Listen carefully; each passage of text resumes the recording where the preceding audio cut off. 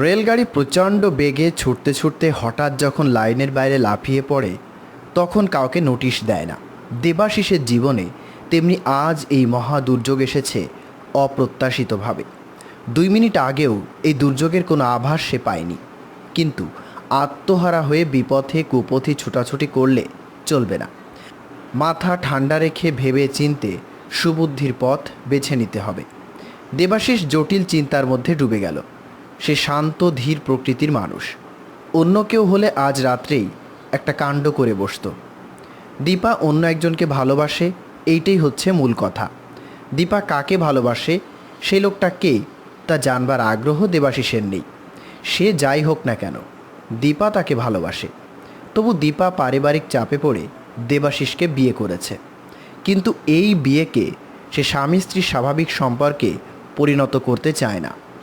প্রেমা সম্পদের সঙ্গে দীপার ঘনিষ্ঠতা কতদূর অগ্রসর হয়েছিল জল্পনা নিষ্ফল। দীপার বাড়ির সকলেই অবশ্য দীপার অসবর্ণ প্রণয়ের কথা জানে। বিজয় মাধব জানে। জেনে শুনে তারা এই কাজ করেছে। হয়তো ভেবেছে বিয়ের পর দীপা ক্রমে তার প্রণয়কে ভুলে যাবে, কিন্তু দীপা ভুলবে বলে মনে হয় না। প্রণয়ের প্রতি তার একনিষ্ঠ আছে। নৃপতি কি জানে? বোধহয় জানে না। জানলে দেবাশিসের এমন অনিষ্ট করত না। নৃপতিকে সজ্জন বলেই মনে হয়। কিন্তু যা হবার তা তো হয়েছে। এখন এই জট ছাড়াবার উপায় কি? ডিভোর্স? 1টা বেজে গেল, 2টো বেজে গেল। এতক্ষণ পর দেবাশিস লক্ষ্য করল বসবার ঘরে তীব্র শক্তির আলোটা জ্বলেই চলেছে। সে উঠে আলোটা নেভাতে গেল। দীপার ঘরের দরজা বন্ধ। দরজার পাশ দিয়ে যাবার সময় সে একটু থেমে কান পেতে শুনল, কিন্তু ঘরের ভিতর থেকে কোনো শব্দ এলো না। দীপা হয়তো ঘুমিয়ে পড়েছে। সে বসবার ঘরের আলো নিভিয়ে ফিরে এসে আবার শুয়ে পড়ল। ঝাঝা রাত্রি। কলকাতা শহর নিঝুম হয়ে আছে। দূরে একটা রেলের ইঞ্জিন একটানা বাঁশি বাজাতে বাজাতে আরও দূরে গিয়ে মিলিয়ে গেল। দেবাশিস অন্ধকারে চোখ মেলে শুধু ভাবছে 3টে বেজে গেল। দেবাশিসের মনে হলো নিরন্ধ্র অন্ধকারের মধ্যে এক বিন্দু জোনাকি আলো জ্বলছে আর নিভছে।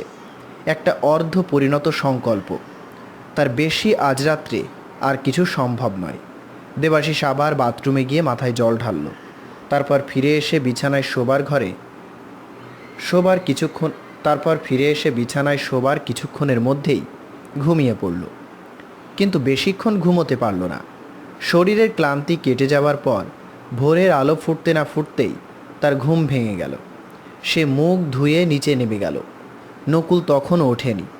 কাল রাত্রের খাটাখাটুনির পর আজ বোধ হয় একটু বেশি ঘুমিয়ে পড়েছে। দেবাশিস নিঃশব্দে সদর দরজা খুলে খোলা জায়গায় বেরিয়ে এলো। শুকনো বাগানে ফুল নেই, কিন্তু ভোরের বাতাসটি বেশ মিঠে। সে সদর দরজা থেকে ফটক পর্যন্ত পায়চারি করতে লাগলো। একটু একটু করে দিনের আলো ফুটছে, কিন্তু এই রাস্তায় এখনও লোক চলাচল আরম্ভ হয়নি। দেবাশিস পায়চারি করতে করতে একসময় ফটকের কাছে এসে দাঁড়ালো। বন্ধ ফটকের উপর কনুই রেখে রাস্তার দিকে তাকিয়ে দেখল বাদিক থেকে একজন লোক হনহন করে আসছে। কাছে এলে সে চিনতে পারল বিজয় মাধব। বিজয় মাধবের সঙ্গে এই কয়দিনে দেবাশিসের বেশ ঘনিষ্ঠতা হয়েছিল। উপরন্তু সে এখন তার শ্যালক। কিন্তু বিজয়কে আসতে দেখে তার মনটা গরম হয়ে উঠল। তাই বিজয় যখন মুখে হাসি ফুটিয়ে ফটকের উপরে এসে দাঁড়ালো, তখন দেবাশিসের মুখে সেই হাসির প্রতিবিম্ব পড়ল না। সে গম্ভীর চোখে বিজয়ের পানে চেয়ে বলল, আবার কি জন্য এসেছেন? কর্তব্যকর্ম কি এখনও শেষ হয়নি? বিজয়ের হাসি মিলিয়ে গেল। সে থতমত খেয়ে বলে উঠল, দীপা কিছু বলেছে নাকি? দেবাশিস নীরস কণ্ঠে বলল, সবই বলেছে। সে অন্তত আমায় ঠকায়নি। বিজয় কিছুক্ষণ হতবুদ্ধির মতো চেয়ে থেকে হঠাৎ ফটক খুলে ভেতরে এলো। তারপর দেবাশিসের হাত চেপে ধরে ব্যগ্র মিনতির স্বরে বলল, ভাই দেবাশিস, তুমি দীপার স্বামী। তুমি আমার পরম আত্মীয়, আমার ছোট ভাইয়ের সমান। আমি একটা কথা বলবো, শুনবে? কি বলবেন, বলুন। দীপা একেবারে ছেলে মানুষ। সবে 17 পেরিয়ে 18 পা দিয়েছে। ওর মনে কল্পনা বিলাস ছাড়া আর কিছু নেই। ওইটুকু মেয়ের বুদ্ধি বা কতখানি? তুমি ভাই ওর কথায় কান দিও না। 2-4 দিন ঘর করলেই আগের কথা সব ভুলে যাবে। কম বয়সের একটা খেয়াল বই তো নয়। ওর কথা শুনে তা তো মনে হয় না। মেয়ে মানুষের কথার কি কোনো দাম আছে? ওরা আধুনিক কায়দায় বড় বড় কথা বলে, ভেতরে কিন্তু ফক্কিকর। দীপা স্কুলে পড়েছে, স্কুলের মেয়েদের সঙ্গে মিশে পাকনামি শিখেছে। ওর মনটা ভাবপ্রবণ, সিনেমা থিয়েটার নাচ গানের দিকে টান আছে। যদিও আমরা কোনো দিন তাকে আশকারা দিইনি। আমি জোর গলায় বলেছি আমাদের বংশের মেয়ে কখনো বিপথে কুপথে যাবে না। দেবাশিস শান্ত গলায় বলল, আপনার ভয় নেই, এই নিয়ে আমি ঝোঁকের মাথায় কোনো কেলেঙ্কারি কাণ্ড করব না। যা করবার ভেবে চিন্তে করব। এ কথা বাড়ির বাইরে আর কেউ জানে না?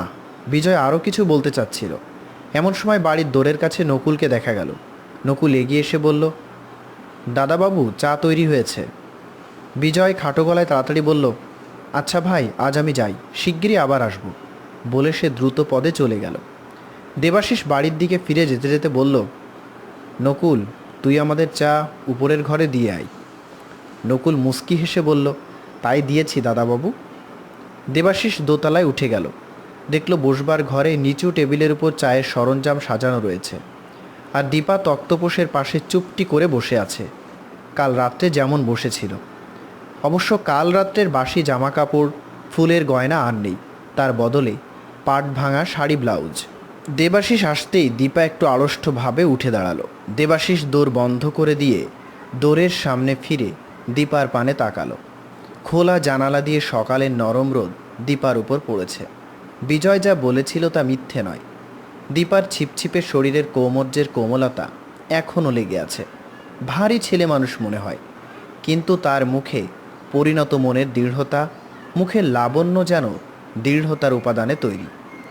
দেবাশিস কাছে এসে চায়ের সরঞ্জামের দিকে দৃষ্টি নামালো। টিপটে চা, 2টি পেয়ালা, গরম দুধ, চিনির কিউব, প্লেটে স্তূপীকৃত টোস্ট, মাখনের পাত্রে মাখন, আরেকটি পাত্রে মার্মেল্ড এবং 4টি সিদ্ধ ডিম।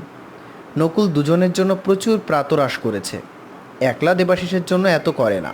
দেবাশিস দীপার দিকে চোখ তুলে সহজ গলায় বলল, তুমি চা ঢালবে? দীপাদের বাড়িতে সাবেক রেওয়াজ, পেয়ালায় চা ঢালা হয়ে সকলের কাছে যায়। প্রাতরাশ খাওয়ার কোনো বিধিবিদ্ধ রীতি নেই।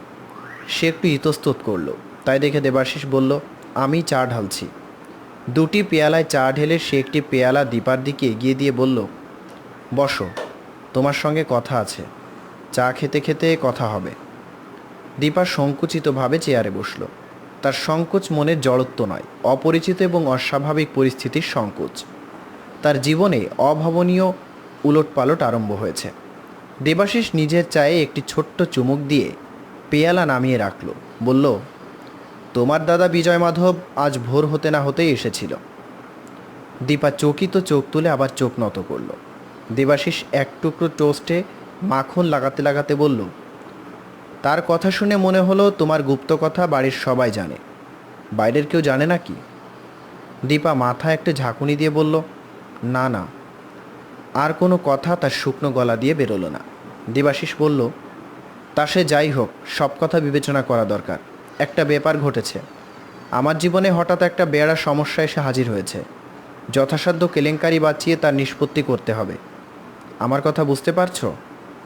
দীপা ঘাড় নাড়ালো, অস্ফুট স্বরে বলল, পারছি। সে কিন্তু দেবাশিসের ধরন ধারণ কিছুই বুঝতে পারছে না। এরকম অবস্থায় মানুষ কি এমনিভাবে কথা বলে? দেবাশিস টোস্টে কামড় দিয়ে বলল, তোমার চা ঠান্ডা হয়ে যাচ্ছে। দীপা তাড়াতাড়ি চায়ের পেয়ালা হাতে তুলে নিল, কিন্তু হাতের পেয়ালা হাতেই রইল, ঠোঁট পর্যন্ত উঠল না। দেবাশিস শান্তভাবে বলল, সমস্যার সোজাসুজি নিষ্পত্তি আছে, ডিভোর্স। দীপার হাতের পেয়ালা কেঁপে উঠল, আর একটু হলেই পড়ে যেত। সে সামলে নিয়ে রুদ্ধস্বরে বলল, না। দেবাশিস ভুরু তুলে বলল, না কেন? তোমার বাড়ির লোক ভালোবাসার পাত্রের সঙ্গে তোমার বিয়ে না দিয়ে অন্যায় করেছেন, সে অন্যায় সংশোধন করা উচিত। দীপা নত চোখে বলল, আমার দাদু, তিনি তাহলে বাঁচবেন না। দেবাশিস কিছুক্ষণ কথা কইল না, কতকটা যেন অন্যমনস্কভাবে দীপার পানে চেয়ে রইল। তারপর নিজের ঈষৎ উষ্ণ পেয়ালাটা তুলে নিয়ে এক চুমুকে নিঃশেষ করে আবার রেখে দিল। উদয় মাধবকে দেবাশিস দেখেছে, নাতনি ডিভোর্স কোর্টে গিয়েছে শুনলে তিনি হয়তো আত্মহত্যা করবেন না, কিন্তু নাতনিকে খুন করতে পারেন। ডিভোর্স যদি সম্ভব না হয়, তাহলে দ্বিতীয় উপায় হচ্ছে তুমি বাপের বাড়ি ফিরে যাও, সেখানে যেমন ছিলে তেমনি থাকো। না, ওরা আবার আমায় ফেরত পাঠিয়ে দিবে, মাঝ থেকে জানাজানি হবে। তাহলে তৃতীয় পন্থা হচ্ছে এখানেই থাকো, আলাদাই থাকবে, আমি তোমার কাছে যাব না। কিন্তু আমার তো লোকলজ্জা আছে, বাইরের লোকের কাছে ভণ্ডামি করতে হবে। তুমি পারবে? দীপা ঘাড় নেড়ে জানালো সে পারবে। দেবাশিস বলল, বাড়ির চাকরও বাইরের লোক, তার সামনেও ধোকার টাটি খাড়া রাখতে হবে। দীপা আবার ঘাড় নেড়ে সায় দিল। দেবাশিস নিঃশ্বাস ফেলে উঠে দাঁড়ালো। বেশ, কিন্তু এভাবে কতদিন চলবে? দীপা চুপ করে রইল। এই প্রশ্নের উত্তর সে জানে না। দেবাশিস আস্তে আস্তে ঘর ছেড়ে চলে গেল। স্ত্রী জাতির সম্বন্ধে তার অভিজ্ঞতা খুবই অল্প, কিন্তু তার মনে হলো এরা বড় স্বার্থপর, নিজের স্বার্থই বোঝে আর কারুর কথা ভাবে না। কাল দেবাশিস ভেবেছিল এখন 2-3 দিন সে ফ্যাক্টরিতে যাবে না, সারাদিন বাড়িতে থেকে বইয়ের সঙ্গে ভাব করবে, কিন্তু সব ভণ্ডুল হয়ে গেছে। সে খানিকক্ষণ বিমানাভাবে ঘুরে বেড়ালো। কাল রাত্রে যে বিছানায় শুয়েছিল সেটা ঝেড়ে ঝুড়ে ঠিক করে রাখলো। নকুল না সন্দেহ করে যে তার আলাদা শুয়েছে। তারপর রান্নাঘরে গিয়ে বলল, নকুল, আমার খাবার তৈরি কর, আমি 9টার সময় ফ্যাক্টরি যাব। স্নান করতে গিয়ে দেবাশিসের একটি কথা মনে হলো। সে দেখল দীপা তখনও বসবার ঘরে আড়ষ্ট হয়ে বসে আছে। সে তার কাছে গিয়ে বলল, নকুলের চোখে যদি ধুলো দিতে হয়, তাহলে তোমার ঘরের লাগোয়া বাথরুমে আমাকে স্নান করতে হবে। অন্য বাথরুমে আমার ভিজে কাপড় দেখলে নকুলের মনে সন্দেহ হবে। আমি তোমার বাথরুমে স্নান করতে পারি? দীপার মনে হলো দেবাশিস তাকে ব্যঙ্গ করছে। সে চোখ তুলে চাইল, কিন্তু দেবাশিসের মুখে ব্যঙ্গ বিদ্রূপের চিহ্ন মাত্র দেখতে পেল না। সে তখন একটু ঘাড় নেড়ে সম্মতি জানালো। দেবাশিস স্নানাহার করে 9টার সময় কাজে চলে গেল। অতপর সংসারের সব ভার নকুলের উপর। নতুন বউকে বাড়ির কাজকর্ম শেখাতে হবে, বইয়ের খাওয়া দাওয়ার উপর নজর রাখতে হবে। বাড়িতে দ্বিতীয় স্ত্রীলোক নেই। সাময়িকভাবে নকুল হয়ে উঠল বাড়ির গিন্নি। দুপুরবেলা দীপাকে ভাত খাইয়ে নকুল উপরে পাঠিয়ে দিল, বলল, যাও একটু ঘুমিয়ে নাও গিয়ে। কিন্তু দীপার দিনের বেলা ঘুমানো অভ্যাস নেই। সে ঘুরে ঘুরে উপরতলাটা দেখতে লাগলো। এই ঘরে কাল রাত্রে দেবাশিস শুয়েছিল। নকুল যেন জানতে না পারে সে উপরে আসবার আগেই রোজ বিছানা ঝেড়ে ঠিকঠাক রাখতে হবে। বাড়ির পাশের ব্যালকনি থেকে বাগানটা দেখা যায়। বাগানের ছিঁড়ি নেই, যেন কতকাল কেউ বাগানের দিকে তাকায়নি। দেবাশিসের বাগানের শখ নেই, দীপার খুব বাগানের শখ আছে। সে বাপের বাড়ির খোলা ছাদে টবের বাগান করেছিল। ঘণ্টাখানেক ঘুরে সে বসবার ঘরে এলো। রেডিও গ্রামের উপর নজর পড়ল। দীপা রেডিও শুনতে ভালোবাসে। বাপের বাড়িতে তার একটি ট্রানজিস্টার ছিল। সে বিছানায় শুয়ে শুয়ে গান শুনত, ফুটবলের কমেন্ট্রি শুনত, নাট্যাভিনয় শুনত। ট্রানজিস্টারটা আনা হয়নি, তার অনেক নিজস্ব জিনিস বাপের বাড়িতে পড়ে আছে। দীপা রেডিওগ্রামের কপাট সরিয়ে কলকবজা নাড়াচাড়া করতে করতে গানের সুর বেজে উঠল। দুপুরবেলায় শান্ত তরাহীন প্রোগ্রাম। সে রেডিওর পাশে একটি গদিমোড়া আরাম চেয়ারে বসে শুনতে লাগলো। কাল রাত্রে দীপা অল্পই ঘুমিয়েছে, যেটুকু ঘুমিয়েছে তাও যেন আড়ষ্ট হয়ে। এখন রেডিওর মৃদু গুঞ্জন শুনতে শুনতে তার চোখ বুজে এলো। হঠাৎ তার চমক ভাঙল টেলিফোনের সুরে। সে চোখ মেলে দেখল ঘরের কোণে ছোট্ট টেবিলের উপর টেলিফোন বাজছে। দীপা রেডিও বন্ধ করল। নিশ্চয়ই দেবাশিসের টেলিফোন। একটু ইতস্তত করে সে উঠে গিয়ে ফোন তুলে নিল। হ্যালো। অপর প্রান্ত থেকে আওয়াজ এলো, দীপা, আমার গলা চিনতে পারছো? দীপার বুক ধড়ফড় করে উঠল। সে অবরুদ্ধ স্বরে বলল, পারছি। ঘরে কেউ আছে? না, আমি একা। বেশ, তোমার স্বামীকে বলেছ? বলেছি। তারপর? তারপর আর কিছু না। রাত্রে তোমাকে বিরক্ত করেনি? না। তুমি একলা শুয়েছিলে? হ্যাঁ। বেশ, এইভাবেই চালিয়ে যাও। কতদিন? একটু সময় লাগবে, তুমি ভেবো না, সব ঠিক হয়ে যাবে। শপথ মনে আছে তো? শপথ? শপথ করেছো আমার নাম কাউকে বলবে না। মা কালীর নামে শপথ করেছো, মনে আছে? আছে। তোমার স্বামী হয়তো নাম জানবার জন্য পীড়ন করতে পারে। নাম জানতে চাইনি, চাইলেও আমি বলবো না। বেশ, আমি মাঝে মাঝে তোমাকে ফোন করব। দুপুরবেলা তোমার স্বামী যখন বাড়িতে থাকবে না তখন ফোন করব। আচ্ছা। সে ফোন রেখে দিয়ে আবার চেয়ারে এসে বসল। মনে হলো তার শরীরের সমস্ত জোর ফুরিয়ে গেছে। বিকেল 5টার সময় দেবাশিস ফ্যাক্টরি থেকে ফিরে এলো। নকুল দরজা খুলে দিল। দীপা উপর থেকে ঘন্টির আওয়াজ শুনতে পেয়েছিল। সে উৎকণ্ঠ হয়ে রইল। দেবাশিস উপরে উঠে এসে দেখল দীপা নীরব রেডিওগ্রামের সামনে বসে আছে। সে ঢুকতেই দীপা চকিত একবার তার দিকে চেয়ে উঠে দাঁড়ালো। দেবাশিস দ্বিধা মন্তর পায়ে তার সামনে এলো। কারোর মুখে কথা নেই, কিন্তু শুধু মুখোমুখি দাঁড়িয়ে থাকা কতক্ষণ চলে। শেষে দেবাশিস বলল, নকুল তোমার দেখাশোনা করেছিল তো? দীপা ঘাড় নেড়ে বলল, হ্যাঁ। দেবাশিস প্রশ্ন করল, চা খেয়েছ? দীপা মাথা নাড়ালো, না। তারপর আর বাকি কথা কি বলা যেতে পারে দেবাশিস ভেবে পেল না। ওদিকে দীপা প্রাণপণে চেষ্টা করছে সহজভাবে যা হোক একটা কিছু বলতে, কিন্তু কি বলবে, বক্তব্য কি আছে? শেষ পর্যন্ত একটা কথা মনে এলো। সে ঘাড় তুলে বলল, আপনি দুপুরবেলা কোথায় খাওয়া দাওয়া করেন? দেবাশিস বলল, আমার ফ্যাক্টরিতে খাওয়ার ভালো ব্যবস্থা আছে। ফ্যাক্টরিতে যারা কাজ করে সকলেই দুপুরবেলা ক্যান্টিনে খায়, আমিও খাই। দীপা শুধু বলল, ও। দেবাশিস বলল, আচ্ছা, আমি কাপড় চোপড় বদলে নিই, তারপর নিচে গিয়ে চা খাওয়া যাবে। সংশয় স্খলিত স্বরে দীপা বলল, আচ্ছা। দেবাশিস দীপার ঘরের দিকে যেতে যেতে বলল, আমি তাহলে তোমার বাথরুমই ব্যবহার করছি। দৌড় পর্যন্ত গিয়ে দেবাশিস থমকে দাঁড়ালো। তারপর আস্তে আস্তে দীপার সামনে ফিরে এসে গলা খাটো করে বলল, একটা কথা, তুমি আমাকে আপনি বললে ভালো শোনায় না। অবশ্য আড়ালে তা বলতে পারো, কিন্তু নকুল কিংবা অন্য কারোর সামনে তুমি বলাই স্বাভাবিক, নইলে ওদের খটকা লাগতে পারে। দীপা মুখ নিচু করে নীরব রইল। দেবাশিস প্রশ্ন করল, কি বলো? দীপা অনিচ্ছা ভরা ক্ষীণস্বরে বলল, আচ্ছা। দেবাশিস বাথরুমে চলে গেল। দীপা দাঁড়িয়ে দাঁড়িয়ে ভাবতে লাগলো, প্রকাশ্যে তুমি বলা এবং আড়ালে আপনি বলা কি খুব সহজ কাজ? রঙ্গালয়ের নটনটিরা বোধহয় পারে। তার মনে হলো সে আস্তে আস্তে অতুল স্পর্শ চোরাবালির মধ্যে তলিয়ে যাচ্ছে। 10 মিনিট পর দেবাশিস পাঞ্জাবির বোতাম লাগাতে লাগাতে বেরিয়ে এলো। বলল, চলো নিচে যাই। দেবাশিসের পিছু পিছু দীপা নিচে নেমে গেল। দুজনে টেবিলের দুই প্রান্তে। নকুল তাদের সামনে রেকাবি ভরা লুচি তরকারি রাখল।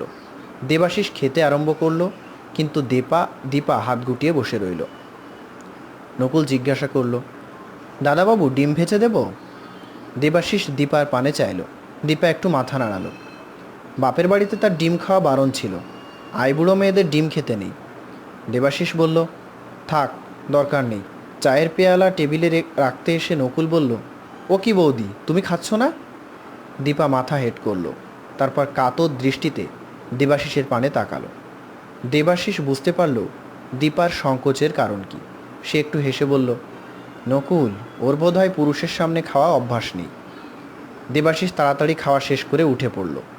সে ঘর থেকে বেরিয়ে যাবার পর নকুল দীপার কাছে এসে বলল, বৌদি, এই সংসারে মেয়ে পুরুষ সবাই একসঙ্গে খায়। কর্তাবাবুর আমল থেকে এই রস দেখে আসছি। তুমি যখন এই বাড়ির বউ হয়ে এসেছো, তখন তোমাকেও তো এই বাড়ির রেওয়াজ মেনে চলতে হবে। ভাবনা নেই, আস্তে আস্তে অভ্যাস হয়ে যাবে।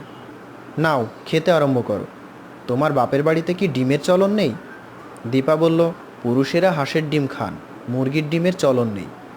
নকুল বিজ্ঞের মতো মাথা নেড়ে বলল, হাঁসের ডিমও যা, মুরগির ডিমও তাই, সব ডিমই সমান। দীপা নকুলের তদারকিতে চা জলখাবার খেয়ে ঘরের বাইরে এসে দেখল দেবাশিস সিঁড়ির হাতলের উপর কনুই রেখে দাঁড়িয়ে আছে। দীপাকে দেখে সে বলল, বেড়াতে যাবে? সারাদিন তো বাড়িতে বন্ধ আছো, চলো না, মোটরে খানিকক্ষণ বেরিয়ে আসবে। অভিনয় চলছে চলুক, কিন্তু কোথাও একটা সীমারেখা টানা দরকার। দীপা সোজা দৃষ্টিতে দেবাশিসের পানে চেয়ে দৃঢ় স্বরে বলল, না। দেবাশিসের মুখ দেখে মনে হলো না যে সে মনক্ষুণ্ণ হয়েছে। সে সহজভাবে বলল, আচ্ছা, আমি তাহলে একটু ঘুরে আসি। বেশি দূর নয়, নৃপতিদার আড্ডা পর্যন্ত। সে বেরিয়ে পড়ল। অর্ধেক পথ গিয়েছে, দেখল কপিল বোস পায়ে হেঁটে তার দিকেই আসছে। কপিলের একটি ছোট মোটর আছে, বেশিরভাগ তাতেই সে ঘুরে বেড়ায়। মুখোমুখি হলে দেবাশিস বলল, এদিকে কোথায় চলেছেন? কপিল একটু অপ্রতিভ হয়ে পড়ল। আপনার দিকেই যাচ্ছিলাম। মনে মনে বিস্মিত হলেও দেবাশিস মুখে বলল, আমার দিকে? তা চলুন ফেরা যাক। কপিল তাড়াতাড়ি বলল, না না, তার দরকার নেই। আপনি আড্ডায় যাচ্ছেন তো, চলুন, আমারও শেষ গন্তব্যস্থান সেখানেই। আপনার কাছে যাচ্ছিলাম একটা জিনিসের খোঁজে। দুজনে নৃপতির বাড়ির দিকে চলল। দেবাশিস জিজ্ঞেস করল, কিসের খোঁজে? কপিল দ্বিধাভরে বলল, আমার সিগারেট কেসটা সকাল থেকে খুঁজে পাচ্ছি না। যতদূর মনে পড়ে কাল বিকেল পর্যন্ত ছিল, তারপর আপনার বাড়িতে গিয়ে আপনার সিগারেটই খেয়েছি।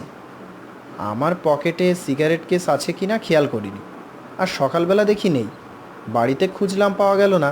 তা ভাবলাম খোঁজ নিয়ে আসি আপনার বাড়িতে পকেট থেকে পড়ে গেছে কিনা।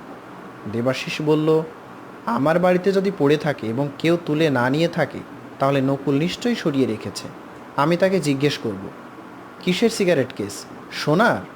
কপিল তাড়াতাড়ি বলল, হ্যাঁ, কিন্তু আপনি ভাববেন না আমি প্রায় জিনিস হারিয়ে ফেলি। তবে বেশিরভাগ সময় পাওয়া যায়, হয়তো বাড়িতেই আছে কিংবা নৃপতিদার আড্ডায়। নৃপতির আড্ডা ঘরে তখন আলো জ্বলছে। ঘরে কেবল নৃপতি আর প্রবল বসে গল্প করছে। এরা ঘরে ঢুকলে নৃপতির সমাদরের সুরে বলে উঠল, আরে এসো এসো। দুজনে নৃপতিদার কাছে বসল। নৃপতি দেবাশিসের নিবিষ্ট চোখে দেখতে দেখতে চাপা কৌতুকের স্বরে বলল, নৃপতি দেবাশিসকে নিবিষ্ট চোখে দেখতে দেখতে চাপা কৌতুকের স্বরে বলল, আমি তো ভেবেছিলাম এখন কিছুদিন তুমি বাড়ি থেকে বেরোবেই না। যা হোক, দাম্পত্য জীবন কেমন লাগছে? প্রশ্নের জন্য দেবাশিস তৈরি ছিল না। একটু দম নিয়ে সলজ্জ হাসি এনে বলল, মন্দ কি, ভালোই লাগছে। প্রবলের গলার মধ্যে হাসির মতো একটা শব্দ হলো। সে বলল, প্রথম প্রথম ভালোই লাগে, তারপর। সে উঠে গিয়ে পিয়ানোর সামনে বসলো। টুংটাং শব্দে একটা বিষাদের সুর বাজাতে লাগলো। কপিল ভ্রুকুটি করে কিছুক্ষণ তার পানে চেয়ে রইল। তারপর বিস্বাদ সূচক মুখভঙ্গি করে দেবাশিসকে বলল, এক জাতের লোক আছে, তারা শুধু চাঁদের কলঙ্কই দেখে, চাঁদ দেখতে পায় না। নৃপতিদা, একটা সিগারেট দিন, আমার সিগারেট কেসটা হারিয়ে ফেলেছি। কপিল সিগারেট ধরিয়েছে এমন সময় চিত্রনক্ষত্র সুজন মিত্র প্রবেশ করল। বোধহয় সোজা ফিল্ম স্টুডিও থেকে এসেছে। পরনে কর্ডুয়েরের লম্বা প্যান্ট এবং টকটকে লাল রঙের সিল্কের শার্ট। দেবাশিসকে দেখে চোখ বড় বড় করে কৌতুকের ভঙ্গিতে হাসল। তারপর বলল, নৃপতিদা, আজ কাগজে খবর দেখেছেন? সকলেই উৎসুক চোখে তার পানে চাইল। প্রবলের পিয়ানো বন্ধ হলো। নৃপতি বলল, কি খবর?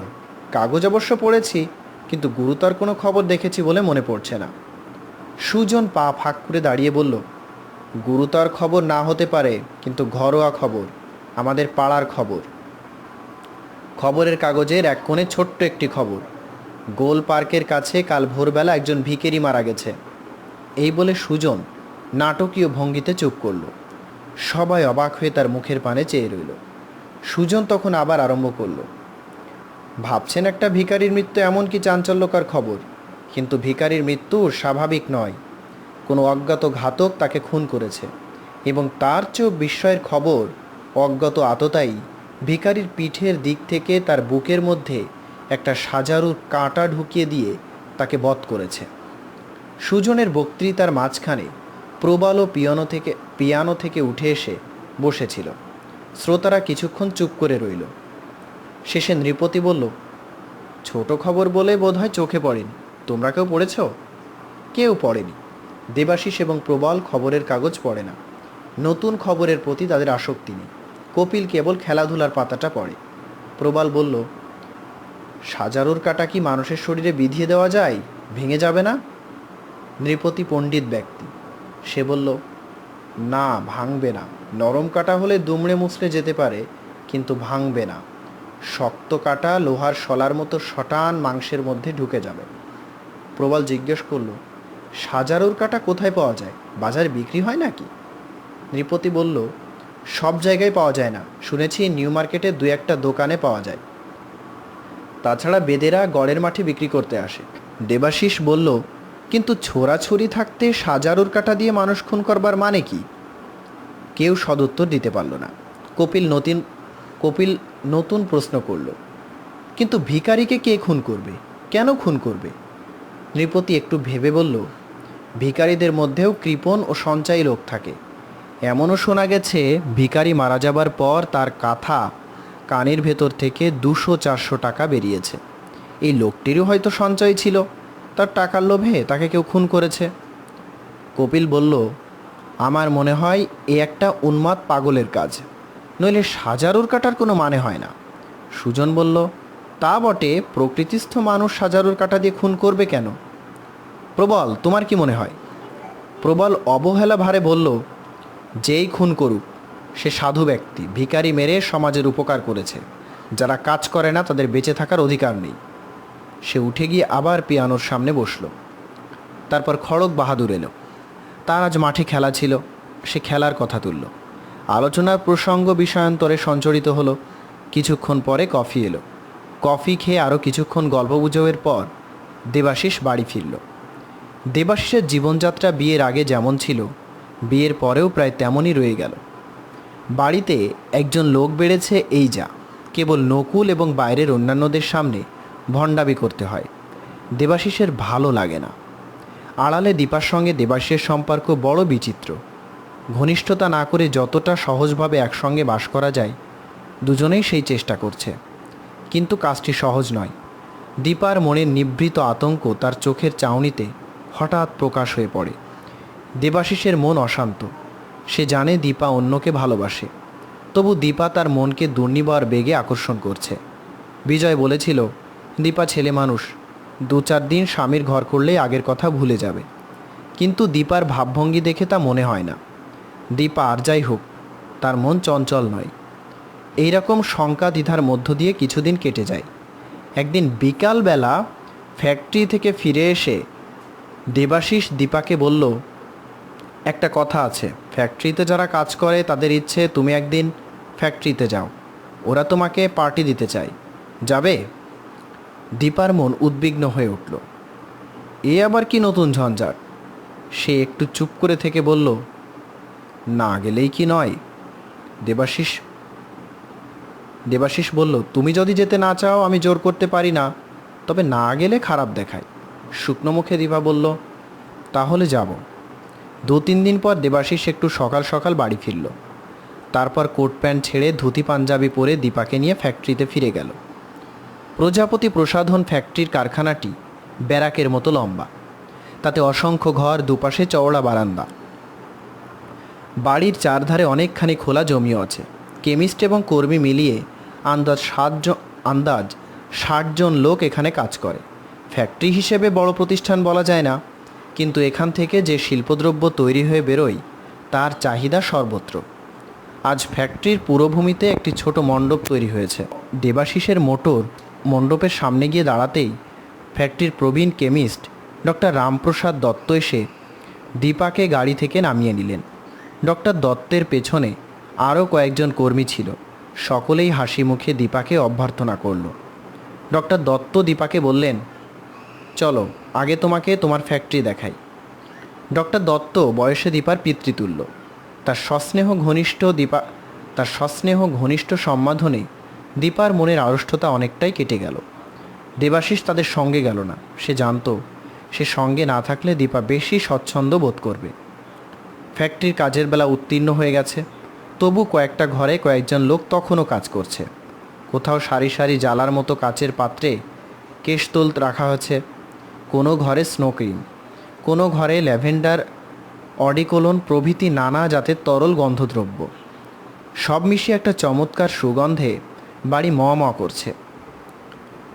ডক্টর দত্ত ঘুরে ঘুরে দেখাতে লাগলেন। দেখতে দেখতে নিজেই অজ্ঞাতস্বরেই দীপার মন প্রফুল্ল হয়ে উঠল। এটা কি, ওটা কেমন করে তৈরি হয়, ক্রিম, স্নো ইত্যাদিতে কী কী উপকরণ লাগে, এই সব প্রশ্নের উত্তর শুনতে শুনতে সে যেন একটা নতুন রাজ্যে প্রবেশ করল। নতুন তথ্য আবিষ্কারের একটা উত্তেজনা আছে। কৌতূহলী মন সহজেই মেতে ওঠে। ফ্যাক্টরি পরিদর্শন শেষ করে ডক্টর দত্ত দীপাকে মণ্ডপে নিয়ে গেলেন। মণ্ডপের একপাশে অনুচ্চ মঞ্চ, তার উপর কয়েকটি চেয়ার, মঞ্চের সামনে দর্শকদের চেয়ারের সারি। ফ্যাক্টরিতে যারা কাজ করে সকলেই মণ্ডপে উপস্থিত। ডক্টর দত্ত দীপাকে মঞ্চের একটি চেয়ারে বসালেন। দেবাশিস তার পাশে বসল। ফাংশন আরম্ভ হলো। ফ্যাক্টরির কর্মীরা শুধু কাজই করে না, তাদের মধ্যে শিল্পী, রসিক, গুণীজনও আছে। একটি কোট প্যান্ট পরা ছোকরা প্রেক্ষাভূমি থেকে উঠে এসে রবীন্দ্রনাথের গান ধরল। তোমরা সবাই ভালো, আমাদের এই আধার ঘরে সন্ধ্যা প্রদীপ জ্বালো। ছোকরার গলা ভালো, গান শুনতে শুনতে শ্রোতাদের দন্ত বিকশিত হয়ে রইল। দীপার মুখেও একটি অরুণাভ হাসি আনাগোনা করতে লাগলো। সে একবার আর চোখে দেবাশিসের পানে তাকালো, দেখল তার ঠোঁটে লোক দেখানো নকল হাসি। দীপা এখন দেবাশিসের হাসি দেখে বুঝতে পারে আসল হাসি কি নকল হাসি। তার মন হোঁচট খেয়ে শক্ত হয়ে বসল। গানের পালা শেষ হলে আরেকটি যুবক এসে গম্ভীর মুখে একটি হাসির গল্প শোনালো। সকলে খুব খানিকটা হাসল। তারপর ডক্টর দত্ত উঠে ছোট্ট একটি বক্তৃতা দিলেন। চা কেক দিয়ে সভা শেষ হলো। দেবাশিস দীপাকে নিয়ে নিজের মোটরের কাছে এসে দেখল মোটরের পিছনের ছিটে একরাশ গোলাপ ফুল এবং আরও অনেক উপহার দ্রব্যে ভরা। দেবাশিস স্নিগ্ধ কণ্ঠে সকলকে ধন্যবাদ দিল। তারপর দীপাকে পাশে বসিয়ে মোটর চালিয়ে চলে গেল। সন্ধে তখনও উত্তীর্ণ হয়ে গেছে। সাবধানে গাড়ি চালাতে চালাতে দেবাশিস বলল, কেমন লাগলো? পাশের আলোয়াধারি থেকে দীপা বলল, ভালো। গাড়ির দুপাশের ফুটপাত দিয়ে স্রোতের মতো লোক চলেছে, তারা যেন অন্য জগতের মানুষ। গাড়ি চলতে চলতে কখনো চৌমাথার সামনে থামছে, আবার চলছে। এদিক ওদিক মোড় ঘুরে বাড়ির দিকে এগিয়ে চলছে। ডক্টর দত্তকে কেমন মনে হলো? এবার দীপার মনে একটু আলো ফুটল। খুব ভালো লোক, এত চমৎকার কথা বলেন। উনি কি অনেক দিন এখানে, মানে ফ্যাক্টরিতে আছেন? দেবাশিস বলল, বাবা যখন ফ্যাক্টরির পত্তন করেছিলেন তখন থেকে উনি আছেন। আমি ফ্যাক্টরির মালিক বটে, কিন্তু উনিই কর্তা। গাড়ির অভ্যন্তর গোলাপের গন্ধে পূর্ণ হয়ে আছে। দীপা দীর্ঘ আঘ্রাণ নিয়ে বলল, ফ্যাক্টরির অন্য সব লোকেরাও ভালো। দেবাশিস মনে মনে ভাবল, ফ্যাক্টরির সবাই ভালো, কেবল মালিক ছাড়া। মুখে বলল, ওরা সবাই আমাকে ভালোবাসে। একটু থেমে বলল, ফ্যাক্টরি থেকে বার্ষিক যে লাভ হয় তার থেকে আমি নিজের জন্য 12,000 টাকা রেখে বাকি সব টাকা কর্মীদের মধ্যে মাইনের অনুপাতে ভাগ করে দিই। ও। দীপার মনে একটা কৌতূহল উকি মারল। সে একবার একটু দ্বিধান্বিত করে শেষে প্রশ্ন করল, ফ্যাক্টরি থেকে কত লাভ হয়? দেবাশিস উৎসুকভাবে একবার দীপার পানে চাইল, তারপর বলল, খরচ খরচা বাদ দিয়ে ইনকাম ট্যাক্স শোধ করে এবছর আন্দাজ 1.5 লাখ টাকা বেঁচেছে। আশা করা হচ্ছে আসছে বছর আরও বেশি লাভ হবে। আর কোনো কথা হবার আগেই মোটর বাড়ির ফটকে প্রবেশ করল। বাড়ির সদর, এটা শেষ না করে তো কাজ দিতে পারত। আর কোনো কথা হবার আগেই মোটর বাড়ির ফটকে প্রবেশ করল। বাড়ির সদরে মোটর দাঁড় করিয়ে দেবাশিস বলল, গোলাপ ফুলগুলোর একটা ব্যবস্থা করা দরকার। দীপা বলল, আমি করছি। নকুল এসে দাঁড়িয়েছিল। দীপা তাকে প্রশ্ন করল, নকুল, বাড়িতে ফুলদানি আছে? নকুল বলল, আছে বই কি বৌদি, উপরের বসবার ঘরে দেয়াল আলমারিতে আছে। চাবি তো তোমারই কাছে। আচ্ছা, আমি উপরে যাচ্ছি, তুমি গাড়ি থেকে ফুল আর যা যা আছে নিয়ে এসো। দীপা উপরে চলে গেল। উপরে বসবার ঘরে কাভার্ডে অনেক শৌখিন বাসনকোসন ছিল, তার মধ্যে কয়েকটা রূপোর ফুলদানি, কিন্তু বহুকাল অব্যবহারে রূপোর গায়ে কলঙ্ক ধরেছে। দীপা ফুলদানিগুলো বের করে টেবিলের উপর রাখল। তারপর নকুল এক বোঝা গোলাপ নিয়ে উপস্থিত হলে তাকে প্রশ্ন করল, নকুল, ব্রাশও আছে? নকুল, ব্রাশও আছে? নকুল বলল, বাসন পরিষ্কার করার মলম? না বৌদি, ছিল, শেষ হয়ে গেছে। কে আর রূপার বাসন ঘষা মাজা করছে? আমি তেঁতুল দিয়েই কাজ চালিয়ে নিই। দীপা বলল, তেঁতুল হলেও চলবে। এখন চলো, ফুলগুলো বাথরুমের টবে রেখে ফুলদানি পরিষ্কার করতে হবে। দীপার শয়নঘর সংলগ্ন বাথরুমের জল ভরা টবে লম্বা ডাঁটি শুদ্ধ গোলাপ ফুলগুলো আপাতত রেখে দীপা তেঁতুল দিয়ে ফুলদানি সাফ করতে বসল। এতদিন পর সে একটা কাজ পেয়েছে, যাতে অন্তত কিছুক্ষণের জন্যও ভুলে থাকা যায়। দেবাশিস একবার নিঃশব্দে উপরে এসে দেখল দীপা ভারী ব্যস্ত। আঁচলটা গাছ কোমর করে জড়িয়েছে, মাথার চুল একটু এলোমেলো হয়ে রয়েছে। ভারী সুন্দর দেখাচ্ছে তাকে। দেবাশিস দোরের কাছে দাঁড়িয়ে নিবিষ্ট চোখে দেখল, কিন্তু দীপা তাকে লক্ষ্যই করল না। কিছুক্ষণ দাঁড়িয়ে থেকে দেবাশিস আস্তে আস্তে নিচে নামল। তারপর নৃপতির বাড়িতে চলে গেল।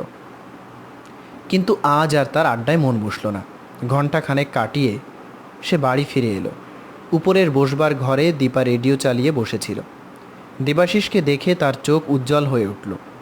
সে রেডিও নিভিয়ে উঠে দাঁড়ালো, বলল, ফুলগুলোকে ফুলদানিতে সাজিয়ে ঘরে ঘরে রেখেছি, দেখবে? দেবাশিসের মনের ভিতর বিস্ময়ানন্দের বিদ্যুৎ খেলে গেল। দীপা এতদিন তাকে প্রকাশ্যে তুমি এবং জনান্তিকে আপনি বলেছে, আজ হঠাৎ নিজের অজান্তে জনান্তিকে তুমি বলে ফেলেছে। দেবাশিস মুচকি হেসে বলল, চলো দেখি। দীপা তার হাসি লক্ষ্য করল। হাসিটা যেন গোপন অর্থবহ। সে কিছু বুঝতে পারল না। বলল, এসো। নিজের শোবার ঘরে নিয়ে গিয়ে আলো জেলে দীপা দেবাশিসের মুখের পানে চাইল। দেবাশিস দেখল ড্রেসিং টেবিলের আয়নার সামনে ঝকঝকের উপর ফুলদানিতে দীর্ঘবৃন্ত একগুচ্ছ গোলাপ শোভা পাচ্ছে। লাল, গোলাপি এবং সাদা, 3 রঙের গোলাপ। তার সঙ্গে মেডেন হেয়ার ফার্নের জালিদার পাতা। ফুলদানিতে ফুল সাজানোর কলাকৌশল আছে, যেমন তেমন করে সাজালেই হয় না। দেবাশিস খানিকক্ষণ চেয়ে থেকে বলে উঠল, বাহ, ভারী চমৎকার সাজিয়েছ, মনে হচ্ছে যেন ফুলের ফোয়ারা। ঘর থেকে বেরিয়ে বসবার ঘরে এসে দেবাশিসের নজর পড়ল রেডিওগ্রামের উপরে একটা ফুলদানিতে গোলাপ সাজানো রয়েছে। এর সাজ অন্যরকম। চোরকি ফুলঝুরির মতো ফুলগুলি গোল হয়ে ছড়িয়ে পড়েছে। সেদিকে আঙুল দেখিয়ে দেবাশিস বলল, এটাও ভারী সুন্দর, আগে চোখে পড়িনি। এই সময় নকুল নিচ থেকে হাঁক দিয়ে বলল, বৌদিদি তোমরা এসো, ভাত বেড়েছি। দুজনে নিচে নেমে গেল। রান্নাঘরের টেবিলেও গোলাপগুচ্ছ। দেবাশিস দীপার পানে প্রশংসাপূর্ণ চোখে চেয়ে একটু হাসল। সে রাত্রে নিজের ঘরে শুতে গিয়ে দেবাশিস দেখল তার ড্রেসিং টেবিলের উপরেও গোলাপের ফোয়ারা। দীপা তার ঘরে ফুল রাখতে ভোলেনি। দেবাশিসের মন মাধুর্যপূর্ণ হয়ে উঠল। দীপা নিজের ঘরে গিয়ে নৈশদ্বীপ জেলে শুয়েছিল, কিন্তু ঘুম সহজে এলো না। মনের মধ্যে একটি আলোর চারপাশে বাদলা পোকার মতো অনেকগুলো ছোট ছোট চিন্তার টুকরোগুলো ঘুরে বেড়াচ্ছে। আলোটি স্নিগ্ধ তৃপ্তির আলো। আজকের দিনটা যেন গোলাপ জলের ছড়া দিয়ে এসেছিল। ফ্যাক্টরিতে অনুষ্ঠান, ডক্টর দত্ত, সভামণ্ডপে গান, তোমরা সবাই ভালো। ফ্যাক্টরির সবাই যেন মনে প্রাণে চেষ্টা করছে তাকে খুশি করতে। রাশি রাশি গোলাপ ফুল ঘরে সাজিয়ে রাখতে কি ভালোই লাগে। দেবাশিসের ভালো লেগেছে। সে অমন মুখ টিপে হাসলো কেন, যেন হাসির আড়ালে কিছু মনে ছিল। এত সব কিছু ভাবতে লাগলো। শুয়ে শুয়ে দীপার মুখ উত্তপ্ত হয়ে উঠল। সে মনের ভুলে দেবাশিসকে আড়ালে তুমি বলে ফেলেছিল, তখন বুঝতে পারেনি। দেবাশিস তাই শুনে হেসেছিল। দীপা বিছানা থেকে উঠে খোলা জানালার সামনে গিয়ে দাঁড়ালো। আছে, হ্যাঁ আছে। সামনে দিয়ে ডাইনে বাঁয়ে রাস্তায় চলে গেছে। রাস্তার উপরে 3-4টে বাড়ির সদর এই জানালা দিয়ে দেখা যায়। বাড়িগুলির আলো নিভে গেছে। রাস্তার দুসারি আলো নিষ্পলক জ্বলছে। রাস্তা দিয়ে 2-1টি লোক কদাচিৎ চলে যাচ্ছে। 25 গজ দূর থেকে একটা জুতোর খটখট শব্দ শোনা যাচ্ছে। আধো ঘুমান্ত রাত্রি, ভণ্ডামি করা, মিথ্যে অভিনয় করে মানুষকে ঠকানো, এসব দীপার প্রকৃতি বিরুদ্ধ। তবু ঘটনাচক্রে সে দেবাশিসের সঙ্গে লোক ঠকানোর ষড়যন্ত্রে লিপ্ত হয়ে পড়েছে। অবশ্য ষড়যন্ত্রকারীদের মধ্যে খানিকটা মানসিক ঘনিষ্ঠতা অনিবার্য। সেজন্য দেবাশিসের কোনো দোষ নেই। সে স্বভাব ভদ্রলোক, তার প্রকৃতি মধুর। কিন্তু সান্নিধ্য যতই ঘনিষ্ঠ হোক, দীপা তাকে ভালোবাসে না, অন্য একজনকে ভালোবাসে। কতগুলো অভাবনীয় ঘটনা সমাবেশের ফলে দীপা আর দেবাশিস একত্রে নিক্ষিপ্ত হয়েছে। এই অবস্থায় দীপা যদি দেবাশিসের সঙ্গে সহজ সম্বন্ধে বাস করে, তাতে দোষ কী? তাকে আড়ালে তুমি বললে অন্যায় হবে কেন? কাউকে তুমি বললেই কি তার সঙ্গে ভালোবাসার সম্বন্ধ বোঝায়? মনের অস্বস্তি অনেকটা কমল।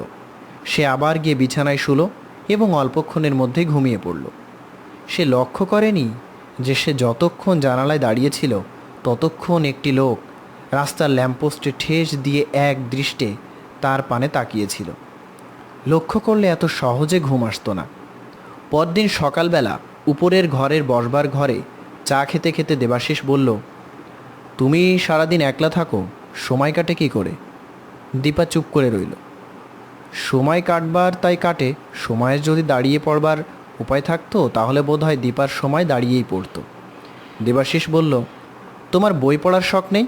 বাড়িতে কিছু বই আছে, কিন্তু সেগুলো বিজ্ঞানের বই। তুমি যদি চাও বইয়ের দোকান থেকে গল্প উপন্যাসের বই এনে দিতে পারি। মাসিক সাপ্তাহিক কাগজের গ্রাহকও হওয়া যায়। দীপা এবারও চুপ করে রইল। বই পড়তে সে ভালোবাসে, ভালো লেখকের ভালো গল্প উপন্যাস পেলে পড়ে, কিন্তু বই মুখে দিয়ে তো সারা দিন রাত কাটে না। কিংবা তোমাকে বইয়ের দোকানে নিয়ে যেতে পারি, তুমি নিজের পছন্দ মতো বই কিনো। দীপা সংশয় জড়িত স্বরে বলল, আচ্ছা। দেবাশিস বুঝল বই সম্বন্ধে দীপার বেশি আগ্রহ নেই। তখন সে বলল, তোমার বান্ধবীদের বাড়িতে ডাকো না কেন? তাদের সঙ্গে গল্প করেও দণ্ড সময় কাটবে। দীপা বলল, আচ্ছা ডাকবো। চা শেষ করে দেবাশিস জানালার সামনে গিয়ে দাঁড়ালো। নিচে অনাদৃত বাগানের পানে কিছুক্ষণ চেয়ে থেকে ঘরের দিকে ফিরে বলল, তুমি ফুল ভালোবাসো, বাগান করার শখ আছে কি? আছে। দীপা সাগ্রহে উঠে দাঁড়ালো। এক পা করে দেবাশিসের কাছে এসে বলল, বাপের বাড়িতে ছাদের উপর বাগান করেছিলুম, টবের বাগান। দেবাশিস এসে বলল, ব্যাস, তবে আর কি, এখানে মাটিতে বাগান করো। বাবা মারা যাবার পর বাগানের যত্ন নেওয়া হয়নি, আমি আজই ব্যবস্থা করছি। আগে একটা মালি দরকার, তুমি একলা পারবে না। পরদিন মালি এলো, গাড়ি গাড়ি সার এলো, কুদাল, খন্তা, খুরপি, গাছ কাটা কাঁচি এলো। নার্সারি থেকে মৌসুমি ফুলের বীজ, গোলাপের কলম, 12 মাসে গাছের চারা এলো, ছোট ছোট সুপারি গাছ এলো। মহা আড়ম্বরে দীপার জীবনের উদ্যান পর্ব আরম্ভ হয়ে গেল। তারপর কয়েকদিন প্রবল উত্তেজনার মধ্যে কাটল। পৌরমালী পদ্মলোচন অতিশয় বিজ্ঞ ব্যক্তি, তার সঙ্গে পরামর্শ করে কোথায় কোথায় মৌসুমি ফুলের বীজ পোতা হবে, কোথায় গোলাপের কলম বসবে, কিভাবে সুপরি আর ঝাবের সারি বসিয়ে বিথিপথ তৈরি হবে, দীপা তারই প্ল্যান করছে। ঘুমে জাগরণে বাগান ছাড়া তার অন্য চিন্তা নেই। দেবাশিস নির্লিপ্তভাবে সব লক্ষ্য করে, কিন্তু দীপার কোনো কাজে হস্তক্ষেপ করে না, এমনকি তাকে বাগান সম্বন্ধে পরামর্শ দিতেও যায় না। দীপা যা করছে করুক, তার যাতে মন ভালো থাকে তাই ভালো। দিন কাটছে। একদিন দুপুরবেলা দীপা রেডিওর মৃদু গুঞ্জন শুনতে শুনতে ভাবছিল, অ্যারোকোরিয়া পাইনের চারাটি বাগানের কোন জায়গায় বসালে ভালো হয়। এমন সময় ঘরের কোণের টেলিফোন বেজে উঠল। দীপা চকিত হয়ে সেই দিকে চাইল, তারপর উঠে গিয়ে ফোন তুলে নিল। হ্যালো। টেলিফোনের আওয়াজ এলো। আমি, গলা চিনতে পারছ? দীপার বুকের মধ্যে দুবার ধকধক করে উঠল। সে যেন ধাক্কা খেয়ে স্বপ্নলোক থেকে বাস্তবে ফিরে এলো। একটু দম নিয়ে একটু হাঁপিয়ে বলল, হ্যাঁ। খবর সব ভালো? হ্যাঁ। কোনো গোলমাল হয়নি? না। তোমার স্বামী মানুষটা কেমন?